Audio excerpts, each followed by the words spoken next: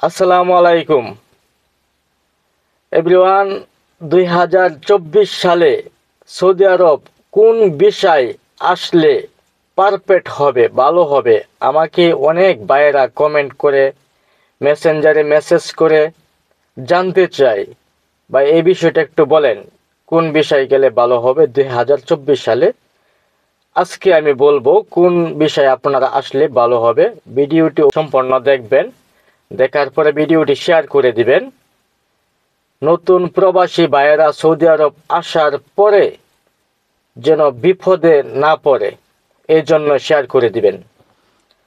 এক নম্বরে আমি যে ভিসার নামটি বলবো, ফ্রি ভিসা। ফ্রি ভিসা দেখেন, পুরান যারা সৌদি আরব আছে, আমার অনেক পুরান ভাইয়েরা আছে সৌদি আরব, অনেক বছর হয়েছে, কাজ পাচ্ছে না। বর্তমান অবস্থায় সৌদি আরব কাজ নেই।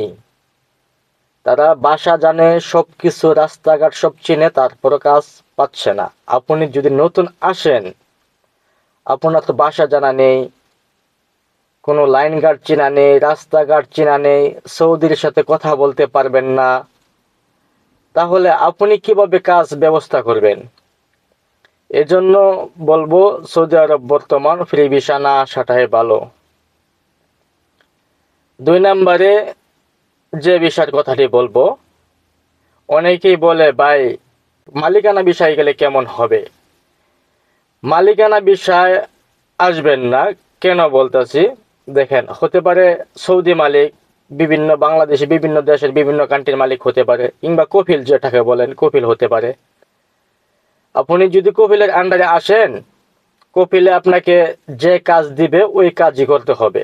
যে জায়গায় থাকার জায়গা দিবে ওই জায়গায় আপনার থাকতে হবে।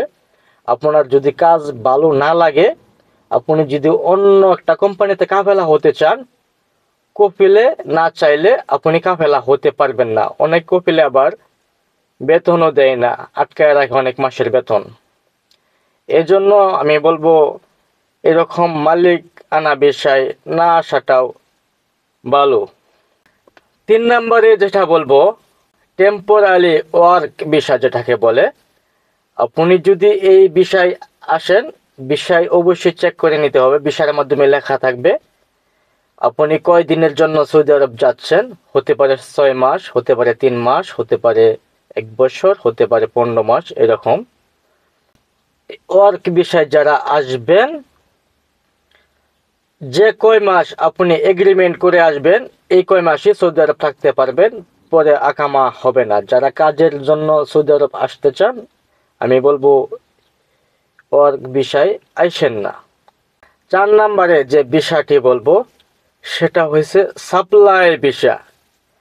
সাপ্লাই ভিসা তো আপনারা সবাই চেনেন, জানেন, শুনছেন।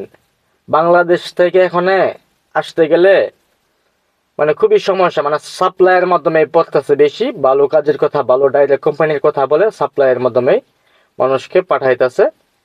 মানুষ মানে বুঝতে পারতেছে না, একটা প্রতারণার মাধ্যমে পড়ে যাচ্ছে, বিশ্বাস করে বিশ্বাসঘাতকতা করতেছে অনেকে, অনেক অফিস থেকে, অনেক দালালি। সৌদি আরব সাপ্লাই কোম্পানিতে দেখেন খুবই সমস্যা, অনেক সমস্যা।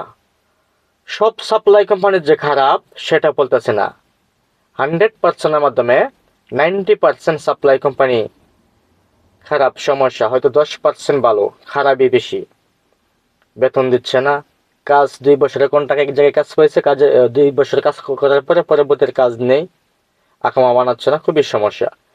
এই সাপ্লাই কোম্পানিতে যেন আল্লাহ তাআলা কোনো বাঙালি ভাইদেরকে না ফালায়, আমি আল্লাহর কাছে দোয়া করি, আপনাদের কাছে দোয়া চাই। অবশ্যই আসার আগে ভালোভাবে চেক করে জেনে শুনে তারপরে আসবেন।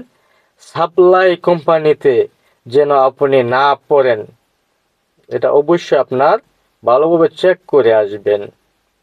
এখন আপনারা তাহলে আসবেন কোন বিষয়ে, আমি সেটা বলি।